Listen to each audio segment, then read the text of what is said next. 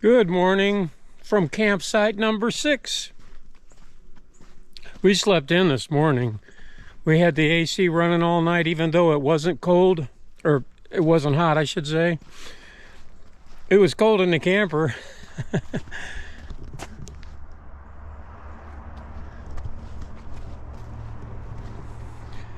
Anyway, even though we're kind of close to the highway there, we didn't hear anything. It was just a wonderful night's sleep. I think I slept 9 hours. I got up once. That's just great. But it's day 2. We're gonna leave later this afternoon, I do believe, or maybe even this morning. Head back home. Might do some sightseeing on the way back. It's just another perfect day in the north. This never gets old.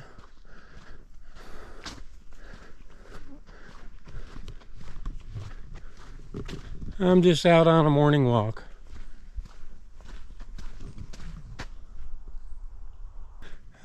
There's just not enough time to see everything there is to see in a day and a half, 2 days. There's a 14-day stay limit at this particular campground. I could do the whole 2 weeks easy.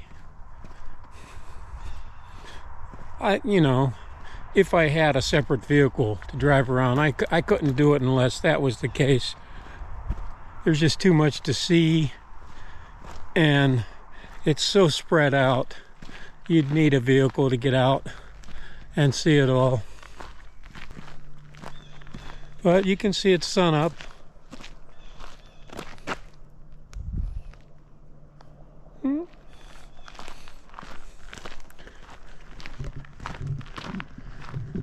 And this is a newly discovered trail by me right outside our campsite that takes kind of a direct shot right to the docks and the lake. There's somebody fishing.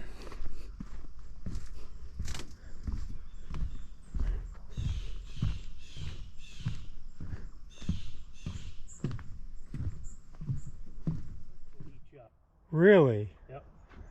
That's so, if you tried to catch a fish here off the edge, you're just going to get these real small perch. okay. I like this net. That's nice. That's perfect size for fishing off a pier like this. Yeah, you have to have it. You got a 5-pound northern right off of here, huh? Oh, I catch them up to, my biggest so far over the years is only 12, but I've caught a lot between 5 and 12. That's a nice crappie. Those aren't too little. No. But most of them are. Oh, there's a bite. There's a Yeah, bite. you got one. Oh. No, he's still on there, probably. But maybe not. The little northerns will eat you up sometimes.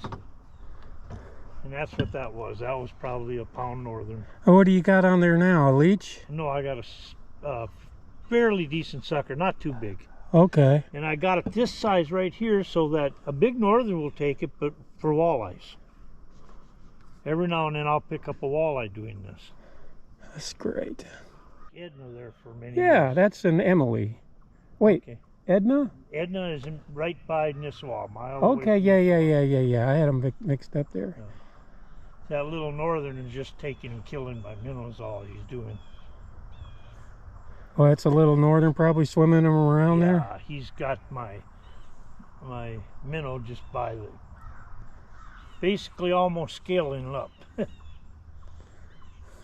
I could be wrong, but I don't think so. So my minnow's probably dead by now. Nice. It's still swimming around there a little bit. Yeah. I thought he was a baby. Oh. Well, he's not real huge. And you got him on a sucker, huh? Yes, we did.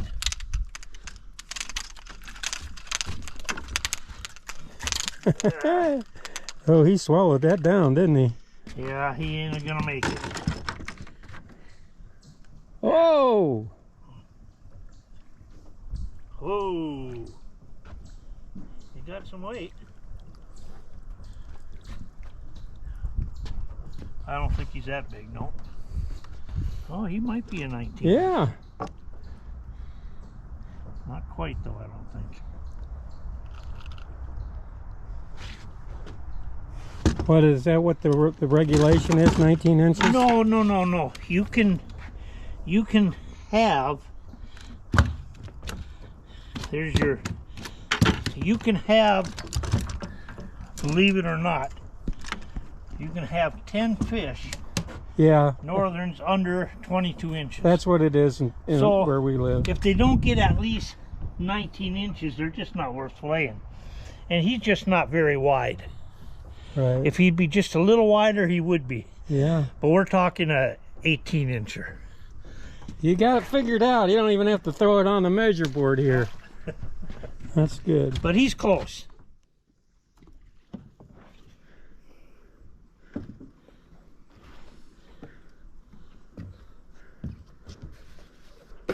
Oh, there, you only were here so long and you seen 2 northerns. Yeah, that's right. Maybe you're my good luck. Yeah. I got a little bigger minnow on. He went completely under. Did it? Yeah. Oh, I hope it didn't kill the minnow then. See, he's still splashing around there. Yeah, I've always wanted to go there. They say that's the most visited park of the state park. It's really nice. It's really primitive. It's like this. Yeah. It's really no different than this. Yeah. It's just that they have like that waterfall up there you can go visit. They got the Bear Museum, the Wolf Museum. Do they? Yeah. Ely's a nice little town to shop around, and it kind of reminds you of that Alaska town. It's got all that theme, that Alaska theme. Yeah. I know which one. I can't think of it now, but yeah. Yeah. That'd be my good luck, because I could sit here all day and not get a Yeah. bite. That's good. Are we ready? We're ready. Let's get that. I hope this is a record keeper. He's just holding that's like that movie Jaws where they had that little tank swimming just underneath the surface, where he hooked that little tank. That's what that old bobber's doing. He's just swimming around just beneath the surface there. Usually when the bobber goes down and it stays under like that, usually it's a bigger northern. It's staying A under. little northern will let it come up once in a while. So we'll see. I'm overdue for a big one, I can tell you that.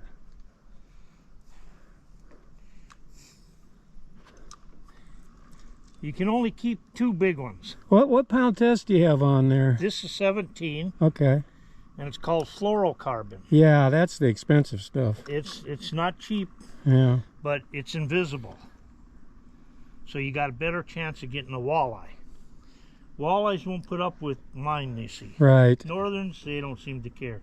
They want that so bad that they just don't care. Yeah. Ooh. What the heck happened there? Yeah. He just gave her up, huh? Well, either that or he's just all content now. Might be laying on it too. Well, there he goes. Okay, that's 2. You have the patience of Job. Well, they gotta get it in their belly. But if he gets under the dock, it's over. So I might as well set the hook. Yep. Because you can't set the hook once they're under. Right. The dock. Oh, he's a big one. Yeah. I think. Can you grab that net? Yeah. I think we got a big one here. It's heavy net, so don't lose your camera, though. It ain't worth losing your camera. Okay. I'll be back. Okay, we're coming up. It's a nice goodness. one. Yeah. Good job. Yeah. God, you're seeing all kinds of action here, aren't you? Yeah. I think he ain't big enough, though. That's plenty. What do you mean ain't big enough? Well, you got to have this right size. He's got to be over 26. Oh. And look at there. So it's between 22 and 26? You got to throw him back. Okay, yeah, he's just right there, 24 and a half, 25, yeah. Which I don't agree with, but what can you do? Right. Ah, shucks. Here you got to see all that. Up here. You know, you're just playing nothing but good luck to me. You can't leave. I mean, either that or the northerns are just hotter than pistol for some reason. I can fish here all day and not get a bite some days. Really? And here we've had what? This is the fourth one since I've been here, yeah. This is incredible. He wants to go to the other side of the lake. But I ain't gonna let him. Well, maybe he's gonna give up. So what do you got there? Is that an ugly stick? Yeah, you know, I bought this up in Alaska. Yeah, those are great fishing poles. It's been good. It's never failed yet. And you know, them salmon up there, it battled them just fine. And it was cheap. I bought it right out of a sports shop up there on the Canine River, and I was gonna buy this little bitty fishing pole, and she said no. Smart said, woman. This one here. That's underwater now. It's swimming around. I said, how much? She said, you don't even need to know how much. You need this pole. Good woman. And by gosh, she was right, too. That was a good woman there. Now here, let's see if we can make them jump out of the water this time. Because sometimes they'll do it for us. Boy, he's like a submarine out there, ain't he? Oh, we missed him. Aww. Didn't let him go long enough. Son of a gun. Scars.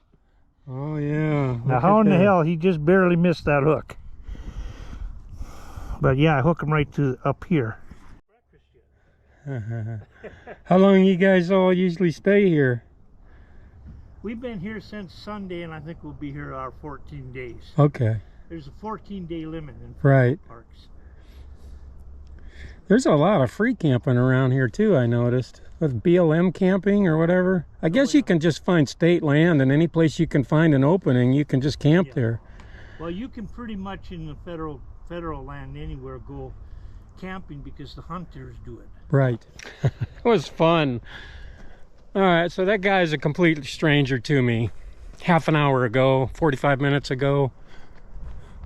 Complete stranger. Never met him in my life.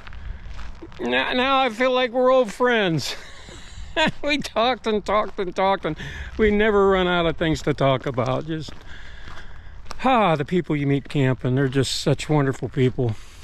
He's got an 80-acre property somewhere locally around here, and he comes here for 14 days every year, and he travels around. He's a farmer and a entrepreneur. The list goes on.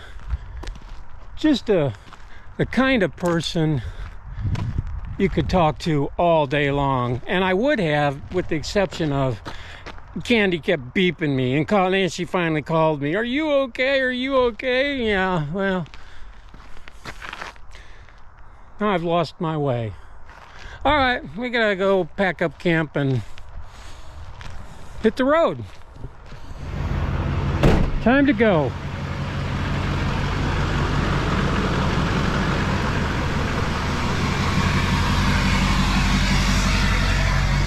All right. Make sure you always do this. Go around the camp and make sure you didn't forget anything, like your lawn chairs or your rocket stove or your bug spray.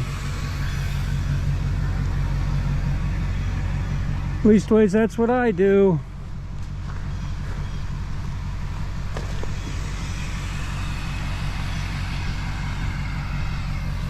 Because if you don't, you'll forget something, right?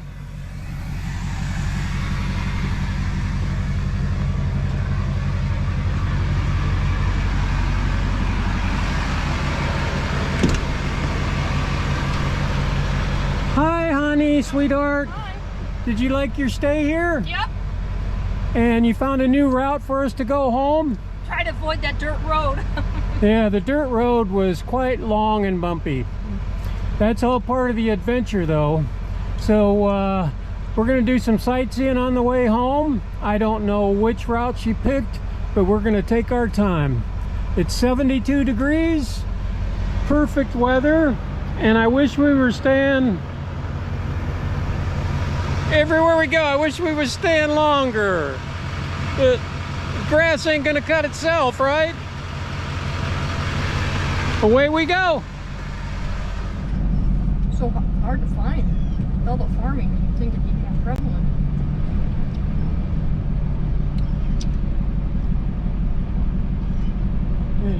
Oh yeah.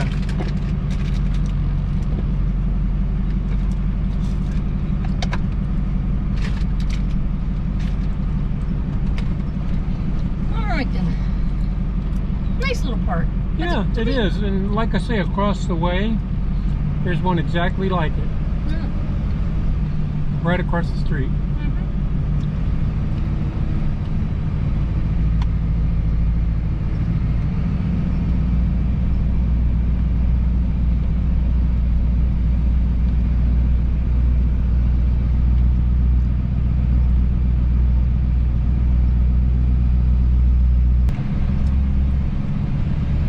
I guess I go left here to get out. That's what it looks like. So we don't go all the way around the park.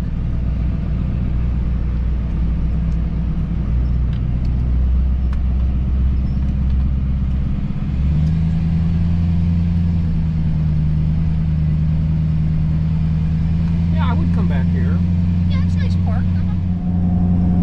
Wow, that's a campground. Yeah, is nice. what allows us to be free. Language is what separates us from animals.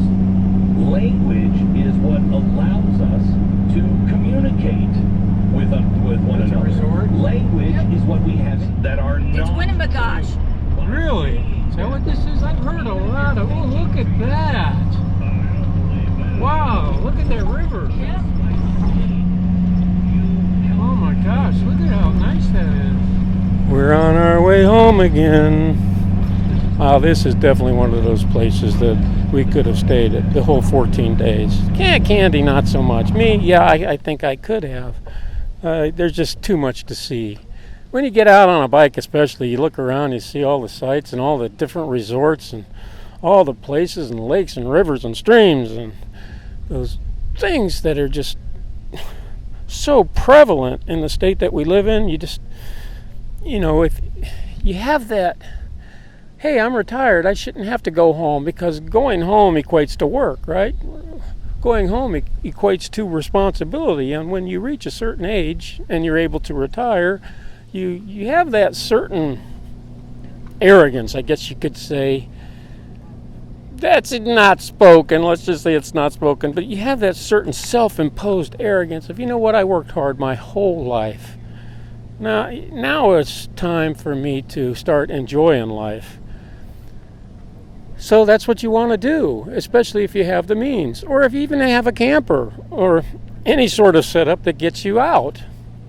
A lot of people, senior citizens, what they'll do, and Candy and I will never do this, but a lot of seniors do, and I understand why, is they'll sell their homestead, several acres usually, and they'll get a condo, or they'll get a townhouse, or they'll get a house in the suburbs that has an association fee, because someone else takes care of the place while they're gone, and they're able to have that peace of mind. They could just get in their camper and go and not really tell anybody, or if they do, it's out of an abundance of caution, but they can just go, and then if they're having a good time, they don't have to come back. We're not able to do that here because we have that thing called responsibility, or it's a self-imposed responsibility, I guess. It's sort of the right thing to do. With the state of affairs going around the country, you'd have to be blind not to see it. Everyone talks about it, especially even at the campground, they talk about it. It's so in your face, like never seen before. We come home and we have to take care of our property, because our property we utilize as a way of self-sustained living. Let's just say we want to be able to be self-sufficient, so we grow our own food, we have our own water source, we raise our own protein, and I'm not talking about livestock here, I'm talking about, easy stuff like meat rabbits and meat chickens that we've already harvested, things like that. So we'll go and we'll come back, and then we'll go again, then we'll come back again. And like I said, we're blessed enough to have a place to come back to. A lot of retired road traveling seniors call it the home base. But they don't use their home base like we use our home base. Our home base is what we look at as a way of survival, just in case, the gardens and everything that we've planted, like the apple trees, the plum trees, the cherry bushes, all those fruit-bearing shrubbery wasn't put there by accident. We put it there because we're a little bit worried about the future, and we want to be able to go out on our own property, worst case scenario, we're talking worst case scenario here, and harvest our own food without having to rely on the ever increasing high prices at grocery stores. So we're doing the responsible thing. We're trying to maintain a self-sufficient lifestyle with our 5-acre property while vacationing at the same time. It's not easy, but it's the best of both worlds, is it not? So hopefully someday down the road we won't have to worry about these sorts of things being in our face every day with the craziness, the abject lunacy that is going on right now, and we could just what I would call a normal life, where it used to be normal to retire and travel and not worry about where you're going to get your next meal or if you're going to be able to fill up your gas tank or not. And hopefully within the next few years we'll get there. Hopefully within my lifetime we'll get there. And then we won't have to feel the pinch of growing our own food anymore and that sort of thing. But, much like people of the Great Depression era, to this day, those that survived that, they're still hoarding away things. That's how much it scared them. They're still hoarding away gasoline, and they're still hoarding away food, and they refuse to throw anything away.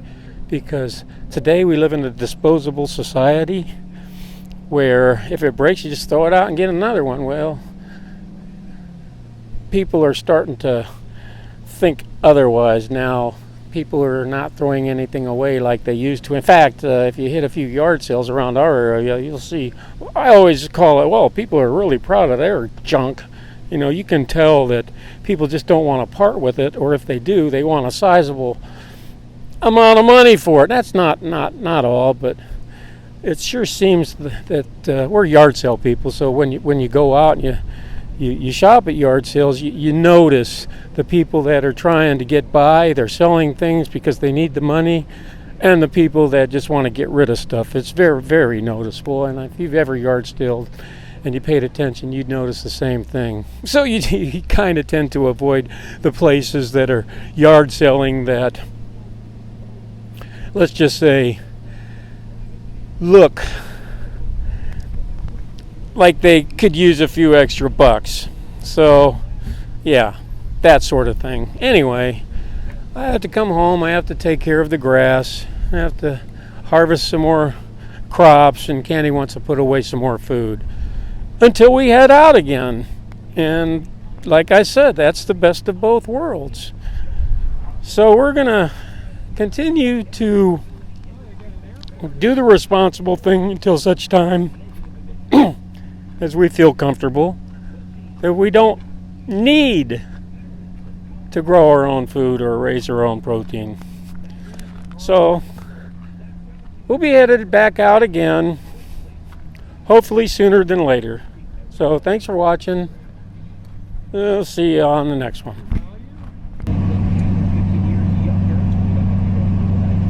I'm pointing things out so in case you can't read. You're my tour guide. I should give you a microphone and a bullhorn. You was on the road. Weekdays on the Blaze Radio Network.